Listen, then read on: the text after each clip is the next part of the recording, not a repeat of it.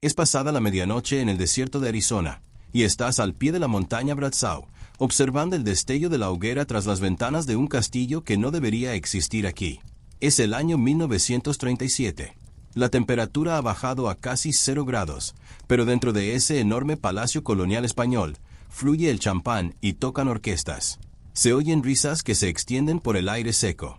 Se ven figuras con vestidos de noche desplazándose entre arcos iluminados. Pero si pudieras acercarte, si te permitieran pasar las puertas privadas y los guardias armados, notarías algo más.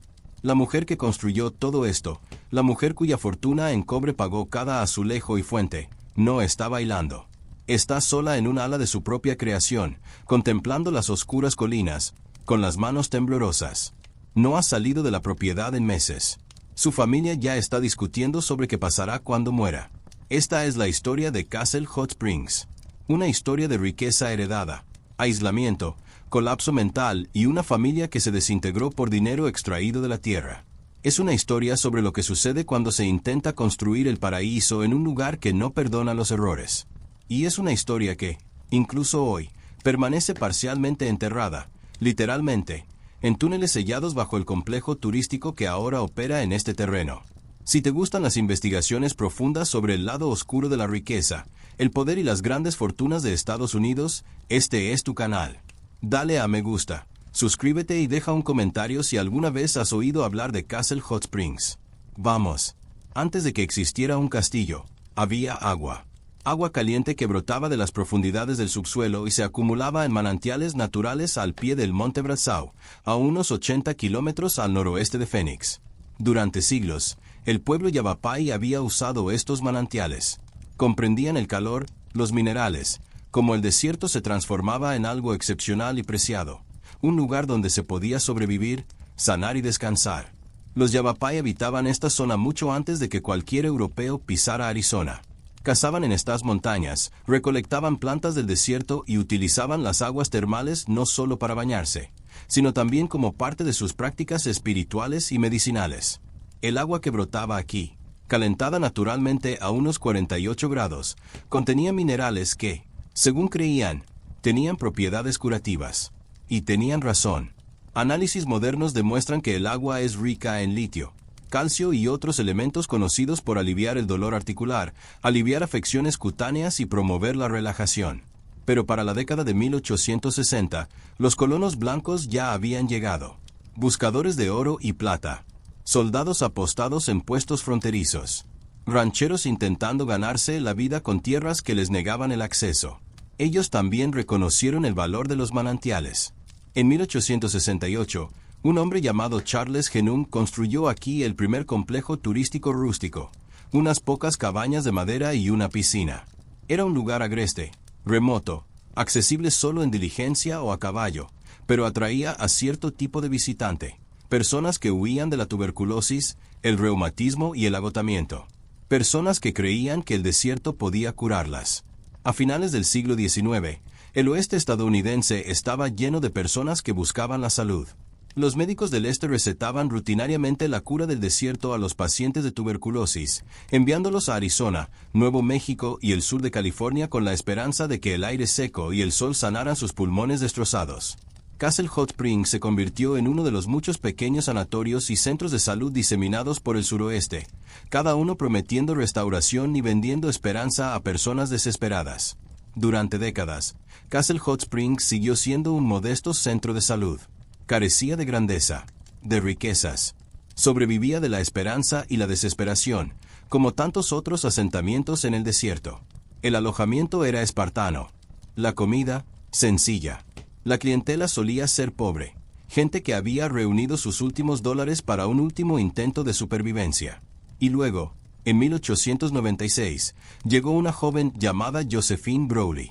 Josephine no nació en la pobreza, nació en el cobre. Su padre, William Browley, había amasado una fortuna en las minas de cobre de Arizona durante el auge territorial de las décadas de 1870 y 1880. El cobre era el nuevo oro. Impulsó la revolución eléctrica que se extendió por América y Europa. Se utilizó en cables telegráficos, líneas telefónicas, sistemas de alumbrado eléctrico y las enormes redes eléctricas que se construían en todas las grandes ciudades. y Arizona tenía más cobre que casi cualquier otro lugar del mundo. La familia Brawley controlaba participaciones significativas en varias de las minas más ricas del estado, cerca de Jerome, Bisbee y Globe. No se trataba de pequeñas explotaciones explotadas por unos pocos hombres con picos. Eran operaciones a escala industrial que empleaban a cientos de trabajadores, utilizando dinamita y maquinaria de vapor para extraer millones de toneladas de mineral de las montañas. Las minas funcionaban las 24 horas del día. Las ganancias eran asombrosas. Cuando Josefina era aún niña, su padre falleció. Las circunstancias exactas son confusas. Algunos relatos sugieren un accidente minero, otros una enfermedad repentina.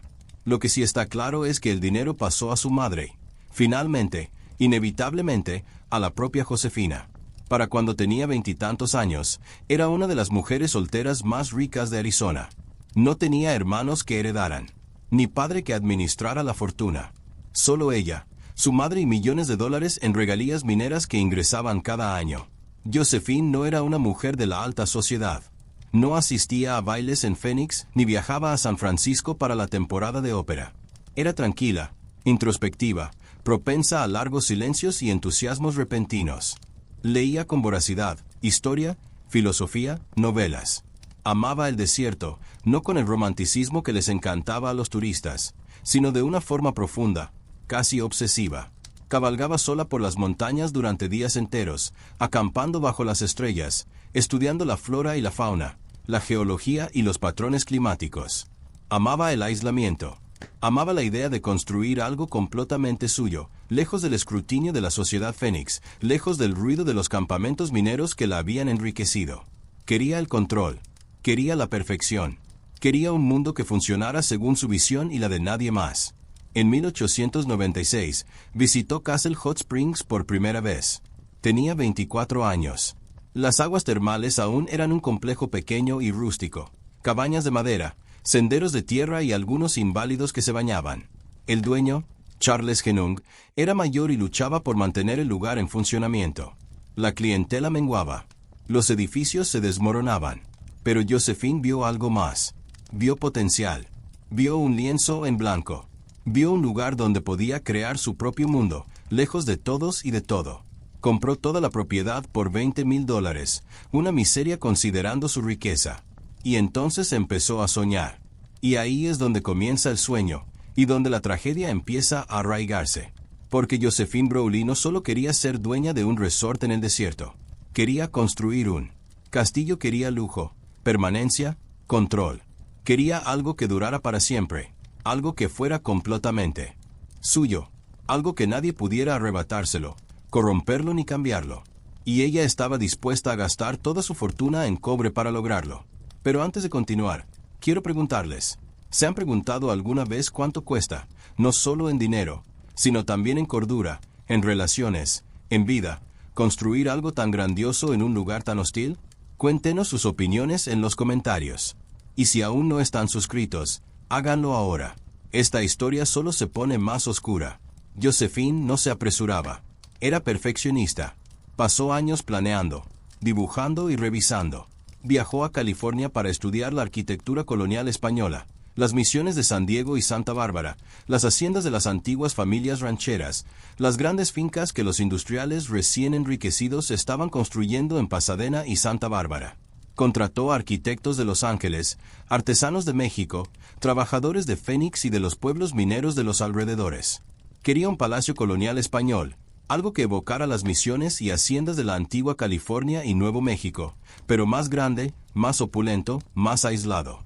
Quería paredes de estuco blanco que brillaran bajo el sol del desierto. Techos de tejas de arcilla roja que soportaran el calor intenso y las ocasionales tormentas invernales. Columnatas arqueadas donde los invitados pudieran caminar a la sombra.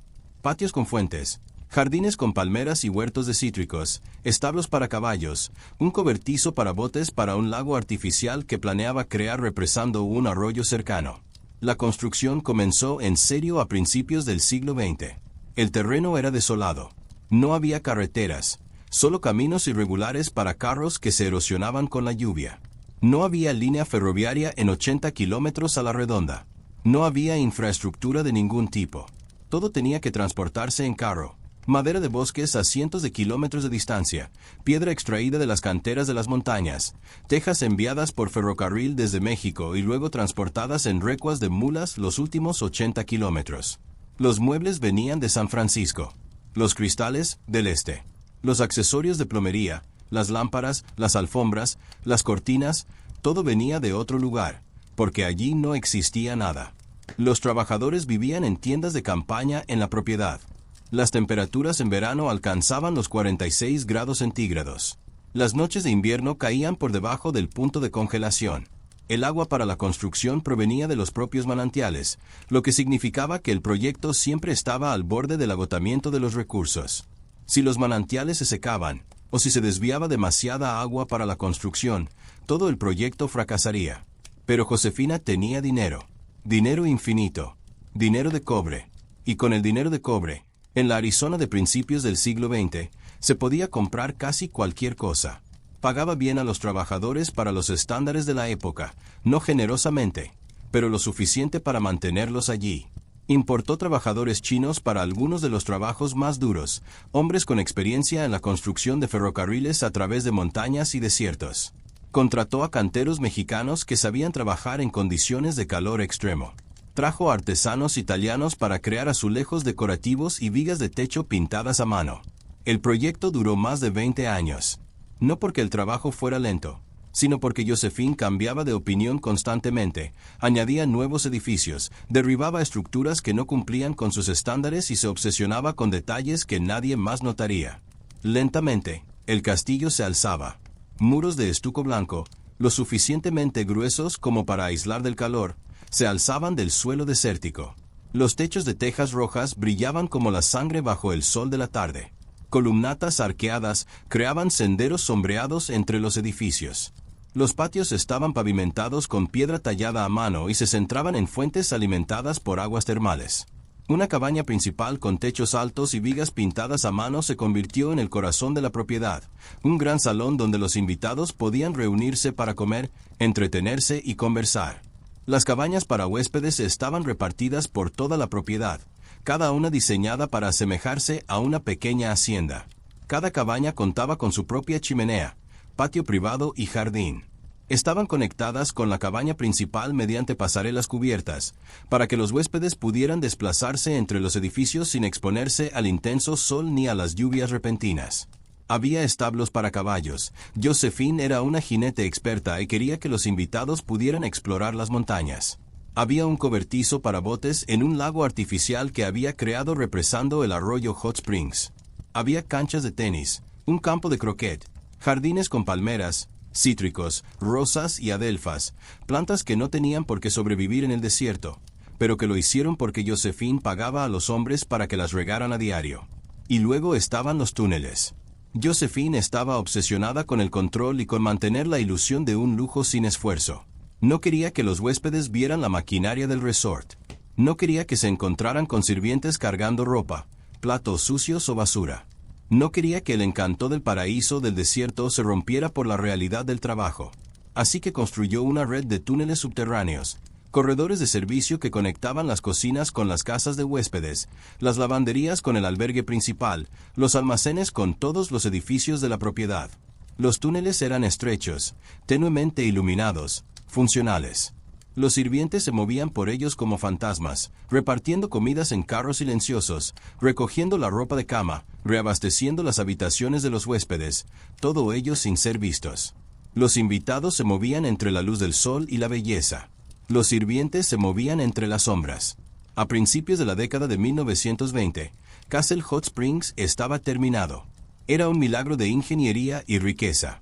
También era, ya, un monumento al aislamiento y al control. Durante un breve y brillante periodo en la década de 1920 y principios de la de 1930, Castle Hot Springs fue justo lo que Josephine había soñado. Se convirtió en uno de los resorts más exclusivos del oeste americano. Teddy Roosevelt se alojó allí durante sus años posteriores a la presidencia.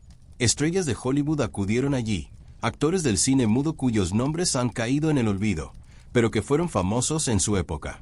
Millonarios de la costa este que escapaban de los fríos inviernos. Aristócratas europeos en grandes viajes por el oeste americano. Personas que buscaban privacidad, lujo y la extraña emoción de estar en un palacio en medio de la nada. La experiencia fue cuidadosamente organizada. Los huéspedes llegaban en coche privado o tren fletado a Phoenix, y luego hacían un largo y polvoriento viaje hacia el desierto.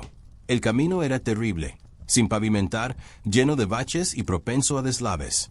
El paisaje era desolado: cactus aguaro, arbustos de creosota, serpientes de cascabel, escorpiones, un calor que brillaba desde el suelo en ondas visibles. Y entonces, de repente, al doblar una esquina, allí estaba, esa visión imposible de paredes blancas y techos rojos, palmeras y fuentes, surgiendo de la Artemisa como un espejismo. Personal uniformado te recibió con toallas frías y limonada helada. Un maletero te acompañó a tu cabaña y te llevó el equipaje por los pasillos cubiertos. Desempacaste en una habitación fresca y tranquila, con paredes gruesas y ventanas con contraventanas que te aislaban del calor. Y luego te invitaron a las aguas termales. Los propios manantiales se habían transformado. Ya no eran piscinas turbulentas rodeadas de rocas y matorrales desérticos, sino elegantes estanques de piedra revestidos de azulejos, rodeados de cuidados jardines de adelfas, bugambillas y palmeras. El agua era la misma, calentada naturalmente, rica en minerales y terapéutica, pero el entorno ahora era puro lujo. Te bañaste en las aguas termales al caer la tarde, contemplando la puesta de sol sobre el monte Brazao. Te vestiste para la cena.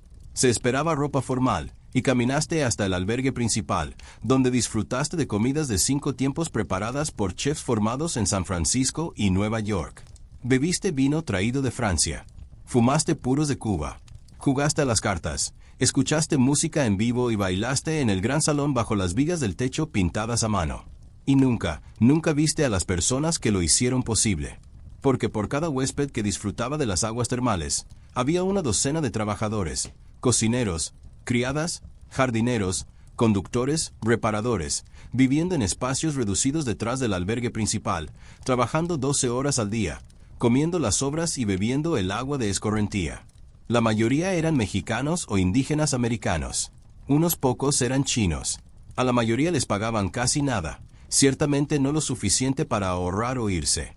Muchos vivían allí todo el año, porque no tenían a dónde ir. El pueblo más cercano estaba a 80 kilómetros. No había otros trabajos allí. Se trabajaba en Castle Hot Springs o no se trabajaba.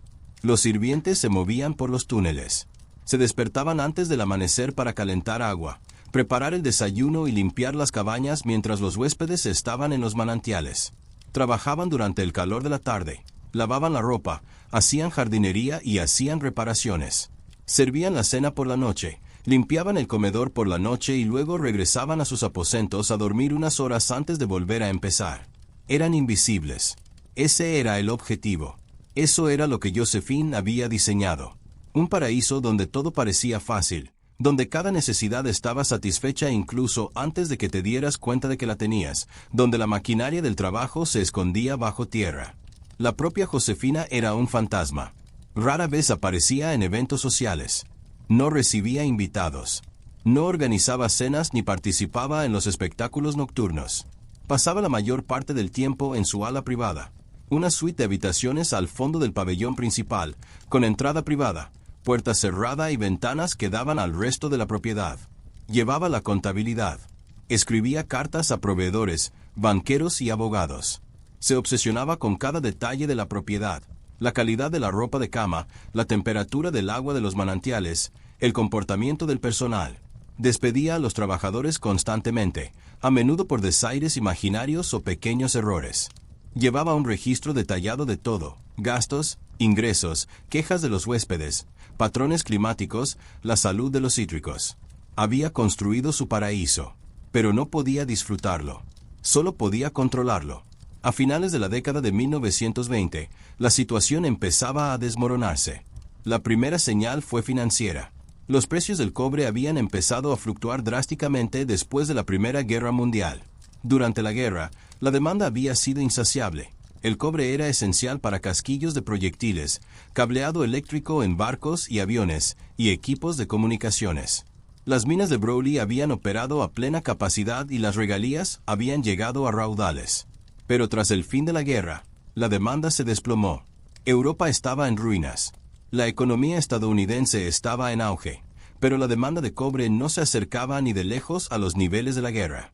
Los precios cayeron, luego se recuperaron, luego volvieron a caer.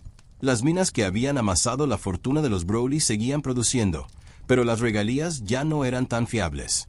Algunos años fueron buenos, otros, malos. Josephine había gastado sumas exorbitantes en Castle Hot Springs, no solo en construcción, sino también en mantenimiento, personal y constantes mejoras. Reemplazó muebles de pocos años porque ya no le gustaba el estilo. Arrancó jardines y los replantó. Instaló un sistema eléctrico de última generación. 5 años después, lo reemplazó por uno más moderno. Construyó un garaje para automóviles y lo amplió cuando los coches se hicieron más grandes. El complejo ganaba dinero, pero no lo suficiente, ni de lejos lo suficiente para cubrir lo que ella invertía. Y Josephine nunca había aprendido a economizar. Había crecido con una riqueza infinita. Nunca había tenido que pensar en presupuestos ni límites. La idea de que pudiera quedarse sin dinero, de que las regalías del cobre no duraran para siempre, nunca se le pasó por la cabeza. La segunda señal era personal. La madre de Josephine había fallecido en 1925. Su madre había sido la última persona cercana a ella, la última persona que la comprendía. Sin su madre, Josephine no tenía confidentes, ni amigos, ni familia en quien confiar. Sus parientes más cercanos, primos, sobrinos y sobrinas, empezaban a rondarla. Empezaban a hacerse preguntas. ¿Cuánto valía la herencia? ¿Quién la heredaría? ¿Por qué Josephine gastaba tanto en esta propiedad remota que apenas alcanzaba el punto de equilibrio? ¿No debería invertirse el dinero de forma más inteligente, en acciones, bonos o bienes raíces en Phoenix? Josefina los ignoró. Cambió de abogado. Reescribió su testamento para excluir a familiares sospechosos de avaricia. Se convenció de que la gente conspiraba contra ella, intentando robarle sus propiedades, intentando que la declararan incompetente para poder tomar el control de las regalías mineras. Y la tercera señal era psicológica. Josephine estaba cambiando. Siempre había sido introvertida, pero ahora se estaba volviendo solitaria, paranoica. Despedía al personal por capricho, acusándolos de robo o sabotaje sin pruebas. Instaló cerraduras en todas las puertas, no solo en las exteriores, sino también en las interiores, las de los almacenes y las de los túneles. Empezó a llevar llaves a todas partes, docenas de llaves en aros gruesos que tintineaban al caminar. Dejó de responder cartas de familiares. Dejó de ir a Phoenix para reuniones bancarias o legales. Dejó de salir de la propiedad por completo. Su familia se alarmó. Contactaron con médicos. Propusieron que la evaluaran. Quizás incluso la declararan incompetente. Josephine se enteró. Contrató abogados, los mejores de Arizona. Volvió a modificar su testamento, dejando claro, nadie le arrebataría Castle Hot Springs. No mientras estuviera viva. Pero el complejo turístico perdía dinero. Y la mente de Josephine también. En una fría noche de enero de 1931, se produjo un incendio en una de las casas de huéspedes. Nadie sabe cómo empezó. El informe oficial indicaba que se debía a un calentador defectuoso. Otros relatos sugieren una vela volcada, una brasa de una chimenea e incluso un cigarrillo encendido sobre una mesa de madera. Lo que importa es que tan rápido se propagó. Las cabañas estaban construidas con estructuras de madera revestidas de estuco. Los techos eran de teja, que no ardían, pero los interiores eran de madera seca, vigas de pino, suelos de madera, muebles de madera, y el aire del desierto era árido y ventoso. En cuestión de minutos, las llamas se habían propagado de un edificio a otro. El personal corría por la propiedad, golpeando puertas y gritando. Los huéspedes salían a trompicones en pijama, tosiendo y desorientados. Algunos intentaron regresar a buscar sus pertenencias. El personal los retuvo físicamente. El calor era intenso. El humo era cegador. Josefina se quedó parada en el patio principal y observó cómo ardía. No se movió. No gritó órdenes ni ayudó a coordinar la respuesta.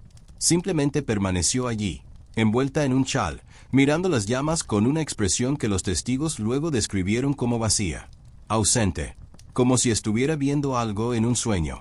No había bomberos, nadie a quien llamar. La ayuda más cercana estaba a 80 kilómetros, en Phoenix, y no había línea telefónica con Castle Hot Springs. Los trabajadores formaron brigadas de cubos, acarreando agua de los manantiales, del lago artificial, de cualquier lugar. Pero era inútil. El incendio era demasiado grande y demasiado rápido. Solo podían intentar contenerlo, evitar que se extendiera al albergue principal. Al amanecer, 3 cabañas habían desaparecido, quemadas hasta los cimientos. La cabaña principal estaba chamuscada por un lado, paredes ennegrecidas, ventanas rotas, pero aún seguía en pie. Los jardines estaban pisoteados y arruinados. El aire olía a humo y madera carbonizada. Milagrosamente, nadie murió. Algunos huéspedes y miembros del personal sufrieron quemaduras leves e inhalación de humo, pero todos lograron salir. El daño fue catastrófico y costoso. El seguro cubría parte de la cobertura, pero no lo suficiente. Josephine había estado infraasegurada, consecuencia de su creciente paranoia y desorganización. Había dejado caducar sus pólizas y no había actualizado la cobertura al ampliar los edificios. Se negó a reconstruir las cabañas. Reparó la cabaña principal, a duras penas, pero no repuso lo perdido. No podía permitírselo. O quizá ya no le importaba. Algunas de las cabañas restantes reabrieron. Otras permanecieron cerradas. Los jardines se dejaron morir. El resort reabrió, pero ahora era más pequeño, más destartalado. La lista de huéspedes disminuyó. La magia se había esfumado. Quienes se habían alojado en Castle Hot Springs en la década de 1920 regresaron a principios de la de 1930 y se quedaron atónitos con lo que encontraron. La elegancia se estaba desvaneciendo. El servicio era inconsistente. El lugar parecía embrujado. Y Josefina, que antes era simplemente solitaria, se convirtió en algo completamente diferente. Durante la década de 1930, el estado mental de Josephine se deterioró rápidamente. Dejó de administrar el complejo turístico día a día. Nombró a un gerente, un hombre competente de Phoenix con experiencia en la gestión hotelera. A los 3 meses, lo despidió, acusándolo de malversación de fondos. No hubo pruebas. Nombró a otro gerente. Duró 6 semanas antes de que ella lo acusara de conspirar con sus familiares para robar la propiedad. Acusó al personal de robo, de envenenar su comida y de espiarla. Una tarde, despidió a todo el personal de cocina porque pensó que la sopa sabía mal. Se atrincheró en sus habitaciones privadas durante días seguidos, negándose a salir y a hablar con nadie. Cuando por fin salió, recorrió la propiedad sola, revisando las cerraduras obsesivamente, contemplando las montañas y murmurando para sí misma. El personal empezó a evitarla. Los pocos huéspedes que aún acudían se quejaban de que la dueña era inestable y los incomodaba. Su familia intentó intervenir. Su sobrino, Harold Browley, abogado en Phoenix, empezó a presionar para que se celebrara una audiencia de competencia. Harold era hijo del difunto tío de Josephine y heredaría una parte importante de la herencia si Josephine era declarada incompetente o si fallecía sin un testamento claro. Argumentó que Josefina ya no era capaz de gestionar sus propios asuntos, que el patrimonio se estaba malgastando y que alguien responsable debía tomar el control antes de que todo se perdiera. Josephine se defendió. Contrató a sus propios abogados, un equipo.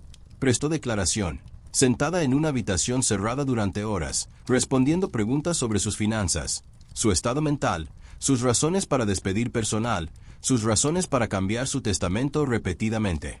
Insistió en que estaba bien, que el resort estaba bien, que su familia simplemente era codiciosa, intentando robarle lo que le pertenecía por derecho. Pero las pruebas se acumulaban. El complejo turístico perdía dinero cada año. Josephine no había salido de la propiedad en más de una década. Apenas hablaba con nadie. Se pasaba los días recorriendo sola los terrenos, revisando cerraduras, contemplando las montañas y escribiendo largas y confusas cartas que acusaban a varios familiares de conspiración. En 1937, un psiquiatra designado por el tribunal visitó Castle Hot Springs. Se llamaba Dr. Edmund Cahill y era uno de los alienistas, como se llamaba entonces a los psiquiatras más respetados de Arizona. Pasó 3 horas entrevistando a Josephine en su suite privada. Su informe fue contundente. La describió como delirante, paranoica y desconectada de la realidad. Observó sus comportamientos obsesivos, llevar siempre las llaves, revisar las cerraduras, reescribir constantemente su testamento. Observó que parecía creer que había gente escondida en los túneles bajo el complejo turístico, vigilándola y conspirando contra ella. Le diagnosticó lo que entonces se denominaba melancolía paranoide, lo que hoy podríamos reconocer como un trastorno paranoide grave con características depresivas. Él recomendó que se la pusiera bajo tutela, es decir, que un familiar responsable o un tutor designado por el tribunal recibiera control legal de sus finanzas y propiedades, mientras que ella permanecía libre de vivir como quisiera, pero sin el poder de tomar decisiones importantes. Josefina leyó el informe, y luego lo quemó en la chimenea de su estudio privado. Pero no pudo quemar los procedimientos legales. El informe se había presentado ante el tribunal. Existían copias. En 1938, tras meses de audiencias, testimonios del personal, antiguos gerentes y médicos, el tribunal falló en su contra. Harold Broley fue nombrado tutor de los bienes. A Josephine se le permitió permanecer en Castle Hot Springs, después de todo, era su hogar, pero ya no podía controlarlo. No podía despedir personal.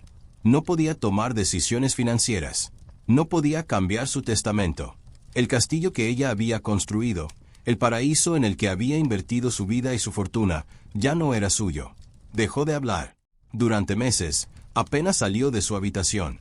Se sentó junto a la ventana, contemplando el desierto que tanto se había esforzado por dominar.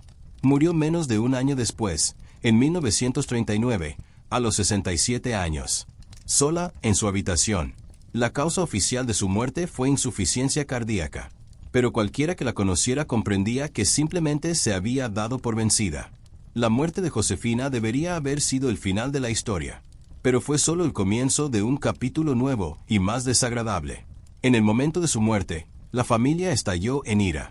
Harold Broley, el sobrino que había asumido el control como tutor, afirmó ser el legítimo heredero de toda la herencia, incluyendo las regalías mineras que aún fluían, aunque esporádicamente, de las propiedades cupríferas de la familia Broley. Pero otros familiares discreparon, violentamente. Josephine había escrito y reescrito su testamento obsesivamente durante los últimos años de su vida. Existían al menos 7 versiones diferentes, cada una nombrando herederos diferentes, excluyendo a familiares diferentes y modificando los términos del fideicomiso que custodiaba las regalías mineras. Algunos testamentos se habían redactado antes de la curatela, cuando aún era legalmente competente. Otros se habían redactado después, cuando ya no tenía la autoridad legal para modificar su plan patrimonial. La pelea no era realmente por Castle Hot Springs en sí. El complejo apenas era rentable, incluso en sus mejores años, y ahora estaba dañado, anticuado y era costoso de mantener. Lo que todos querían era minería de dinero, las regalías. Los ingresos pasivos del cobre que habían financiado el estilo de vida de Broley durante medio siglo. Al fallecer Josefina, las regalías generaban unos $50,000 anuales, una suma considerable en 1939, equivalente a casi $1 millón en la actualidad. Y las minas seguían produciendo. Todo hacía pensar que las regalías continuarían durante décadas. La batalla legal duró años. Harold argumentó que él era el heredero legítimo porque Josefina había sido mentalmente incompetente al redactar sus testamentos posteriores, por lo que debían ser desechados en favor de una versión anterior que lo nombraba como beneficiario principal. Otros familiares, primos descendientes de otras ramas de la familia Broley, hermanos lejanos por el nuevo matrimonio de su padre, argumentaron lo contrario, que Josefina había sido competente, que los testamentos posteriores reflejaban sus verdaderos deseos y que Harold la había manipulado durante la tutela para posicionarse como heredero. Los abogados revisaron décadas de documentos. Entrevistaron al personal que había trabajado en Castle Hot Springs. Solicitaron registros bancarios, de compañías mineras y correspondencia. Interrogaron a médicos sobre el estado mental de Josephine en varios momentos de su vida. Mientras tanto, las termas del castillo permanecían vacías. El personal fue despedido. Los manantiales seguían brotando del suelo, pero ahora se acumulaban en cuencas agrietadas y llenas de algas, rodeadas de escombros. Los jardines se marchitaron. Los edificios comenzaron a deteriorarse bajo el brutal sol del desierto. Las tejas se agrietaron y cayeron. Las ventanas se hicieron añicos. Las puertas colgaban sueltas de sus bisagras. El polvo se extendía por los pasillos. Y entonces, en 1943, ocurrió algo que debería haber salvado la propiedad. La Segunda Guerra Mundial provocó un repentino aumento del interés en los complejos turísticos remotos del desierto como centros de rehabilitación para soldados heridos. El ejército estadounidense buscaba instalaciones donde los hombres que se recuperaban de lesiones o traumas pudieran descansar, lejos del ruido y el estrés de las ciudades, en climas que se creía que favorecían la curación. Las aguas termales del castillo eran perfectas. Tenían aguas termales con propiedades terapéuticas. Contaban con docenas de cabañas. Tenían un gran albergue principal. Estaban aisladas, pero no eran inaccesibles. Los militares expresaron interés en arrendar la propiedad. Ofrecieron una generosa cuota mensual, además de fondos para reparaciones inmediatas. Habría salvado a Castle Hot Springs. Habría generado ingresos para la finca mientras se prolongaban las batallas legales. Pero la familia no lograba ponerse de acuerdo sobre los términos. Distintas facciones querían acuerdos, pagos y garantías diferentes. Harold quería un contrato de arrendamiento a largo plazo con opción a compra. Otros familiares querían un contrato de arrendamiento a corto plazo que les permitiera vender la propiedad al terminar la guerra. Las negociaciones se prolongaron durante meses. Y para cuando finalmente llegaron a un acuerdo, tras 9 meses de disputas, abogados y acuerdos, los militares ya se habían trasladado a otras propiedades. Se perdió la oportunidad. En 1945, un juez finalmente dictó sentencia sobre la finca. La decisión fue un acuerdo que no satisfizo a nadie. Las regalías mineras se dividieron entre varios miembros de la familia, y Harold recibió la mayor parte, alrededor del 40%, pero no la mayoría. Nadie estaba contento, y nadie quería asumir la carga de Castle Hot Springs.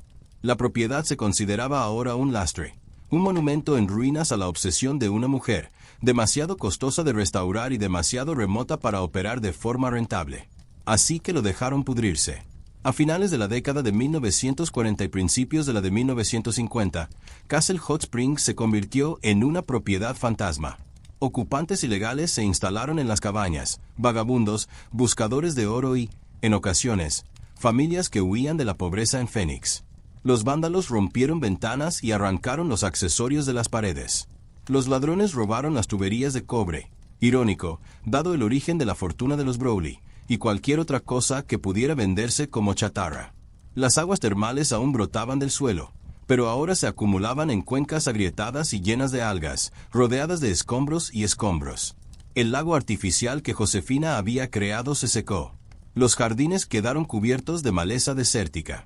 Las palmeras, privadas de su riego diario, se marchitaron y murieron. De vez en cuando, alguno de los herederos de los Browley venía de visita, conduciendo desde Phoenix para inspeccionar los daños. Caminaban entre las ruinas, meneando la cabeza, y luego se marchaban sin hacer nada. El coste de la restauración era enorme. La situación legal seguía siendo turbia. La propiedad estaba dividida entre varias personas, y las decisiones importantes requerían consenso, lo cual era imposible dado el profundo odio que sentían entre sí. Y nadie quería invertir en una propiedad que estaba a 80 kilómetros de distancia, en una carretera en mal estado, en un clima que podía matarte si se te averiaba el coche. En 1962, un grupo de inversionistas de Phoenix presentó una oferta para comprar la propiedad en su totalidad.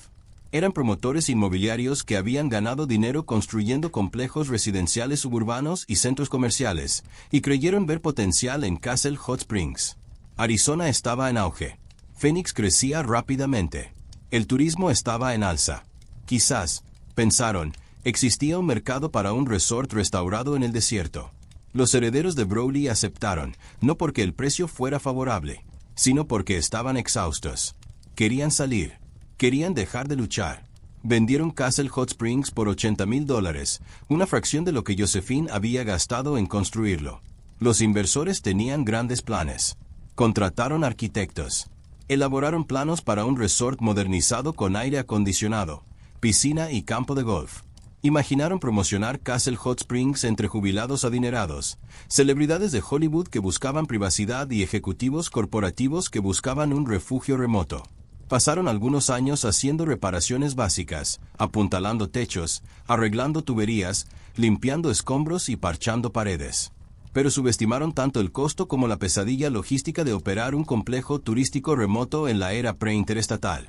El camino a Castle Hot Springs aún estaba sin pavimentar. Se desbordaba cada vez que llovía mucho. Los suministros tenían que ser transportados en camión desde Phoenix, lo cual era muy costoso. El personal tenía que vivir en el lugar, lo que implicaba construir y mantener viviendas. El agua y la electricidad eran problemas constantes. Para 1966, los inversores estaban en quiebra. La propiedad entró en ejecución hipotecaria. El banco que la embargó no tenía interés en operar un complejo turístico. Intentaron venderla, pero no hubo compradores. Las aguas termales de Castle Hot Springs permanecieron abandonadas durante otra década. Y aquí es donde la historia da un giro hacia algo más extraño, algo más oscuro. Porque durante todo esto, durante las batallas legales, el abandono, la decadencia, nadie entró jamás en los túneles subterráneos que Josephine había construido. Los túneles de servicio. Los pasillos donde el personal se movía sin ser visto, cargando bandejas de comida, montones de ropa sucia y cubos de agua. Los pasadizos que conectaban el albergue principal con las cabañas, la cocina con las salas de huéspedes, los almacenes con todos los edificios de la propiedad. En algún momento, nadie sabe con certeza cuándo ni por qué, esos túneles fueron sellados.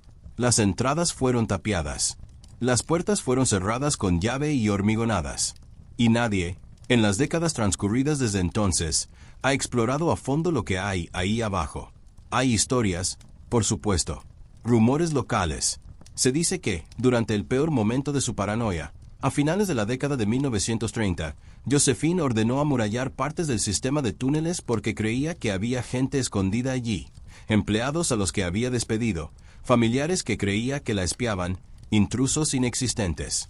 Se dice que ordenó a trabajadores sellar secciones enteras de los túneles sin comprobar primero qué había dentro. Algunas historias van más allá. Cuentan que a los trabajadores que renunciaban o eran despedidos a veces se les prohibía salir de la propiedad durante los últimos años de Josephine. Que ella contaba con guardias de seguridad, hombres contratados en Phoenix, sin ninguna conexión con el personal ni con el complejo, que los escoltaban hasta los túneles. Que algunos de esos trabajadores nunca fueron vistos de nuevo. No hay pruebas de nada de esto. No hay informes de personas desaparecidas. No hay investigaciones policiales. Pero tampoco hay explicación de por qué esos túneles permanecen sellados, incluso hoy, en la versión moderna del complejo. En la década de 1960, cuando los inversores de Phoenix realizaban reparaciones, uno de sus contratistas intentó abrir una de las entradas del túnel. Consiguió romper el hormigón y forzar la puerta. Iluminó la oscuridad con una linterna. Más tarde comentó que el olor era insoportable, no a podredumbre ni a descomposición, sino a algo más. Algo químico, metálico, algo raro.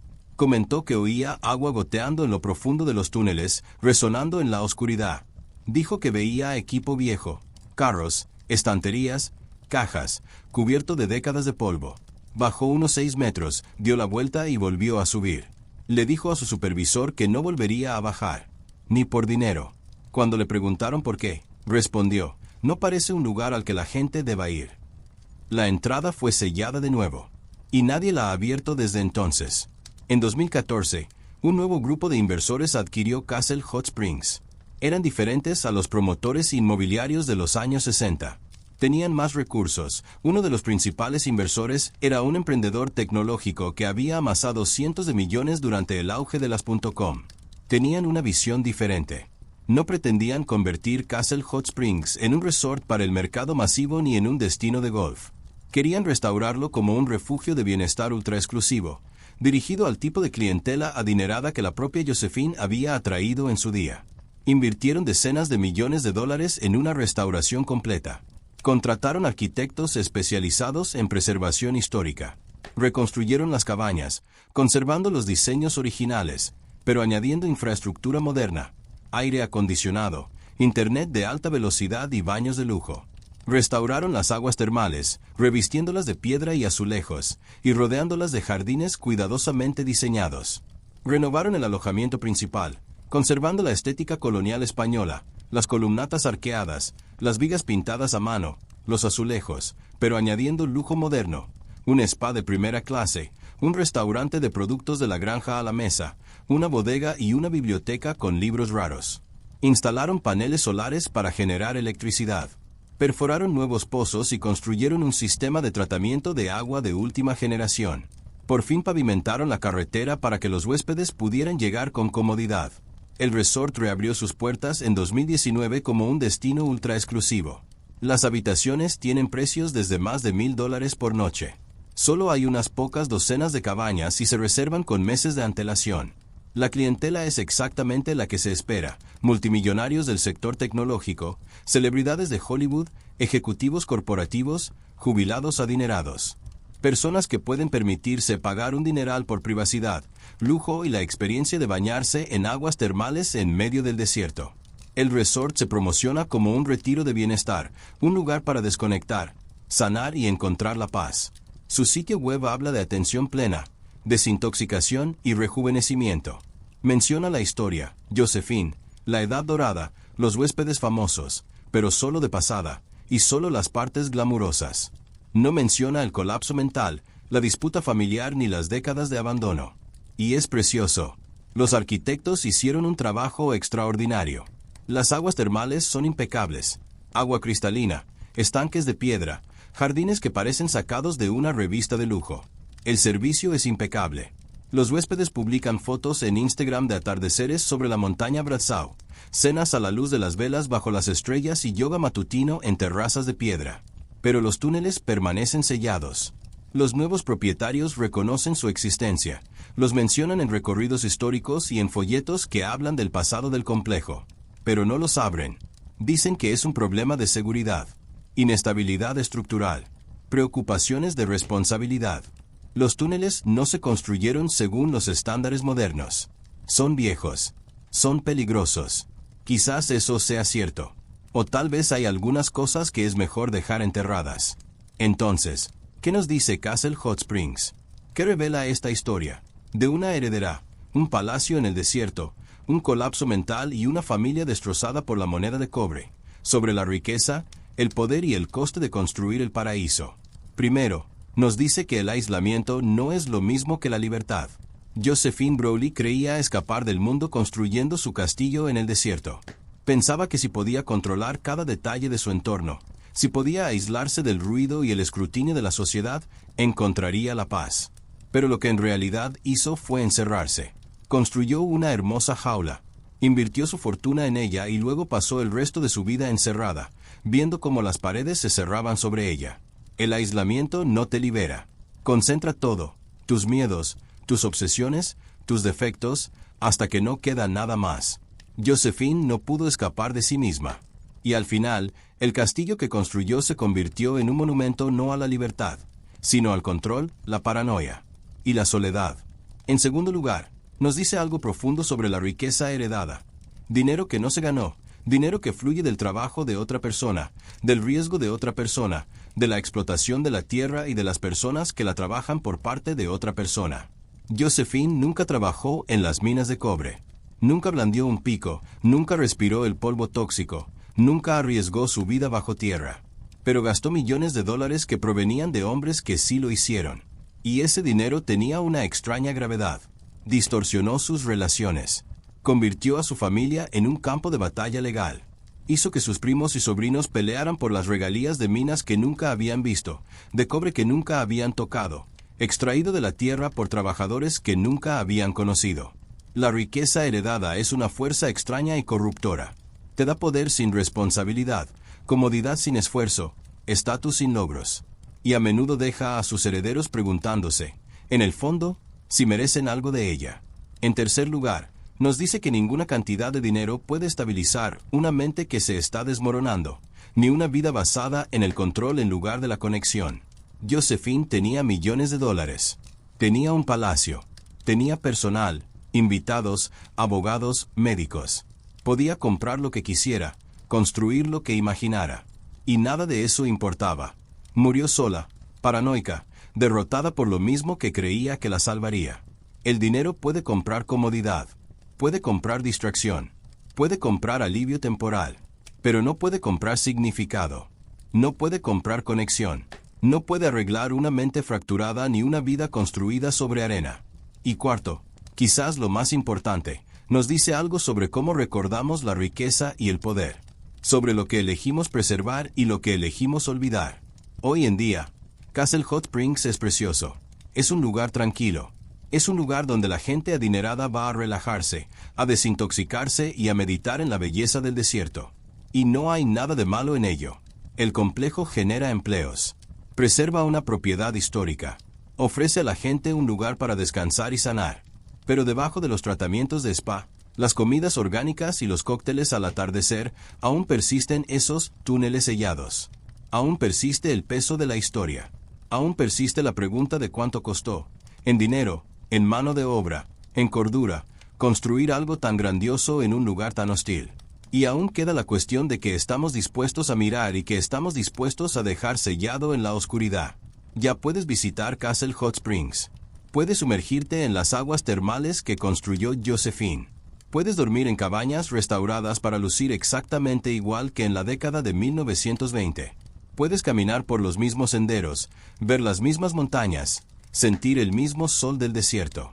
Pero no puedes entrar en los túneles. No puedes ver dónde se movieron los trabajadores. No puedes ver la maquinaria del paraíso, la infraestructura de lujo.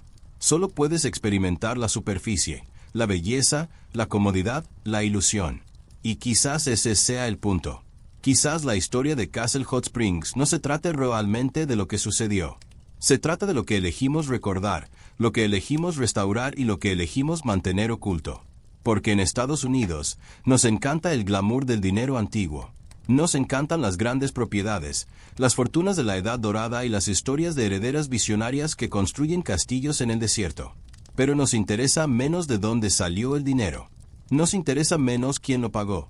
Los mineros que murieron bajo tierra, los trabajadores que se desplazaron por los túneles, la mujer que enloqueció intentando controlar un mundo que jamás podría poseer por completo. Las aguas termales de Castle son hermosas, pero también son una tumba, un monumento, una advertencia. Y los túneles debajo permanecen sellados. Si esta historia te hizo pensar diferente sobre la riqueza, el aislamiento y las grandes propiedades que idealizamos, quiero saber de ti. Deja un comentario. ¿Te alojarías en Castle Hot Springs hoy, conociendo su historia? ¿O hay lugares demasiado embrujados, literal o metafóricamente, como para ser realmente resorts? Y si quieres profundizar más en el lado oscuro de los castillos, mansiones y monumentos al dinero de Estados Unidos, suscríbete ahora. Activa la campana de notificaciones. Porque hay más historias como esta. Más lugares donde la belleza y la tragedia son inseparables. Más túneles que permanecen sellados. Más preguntas que nos da miedo hacer. Gracias por ver el video. Nos vemos en el próximo.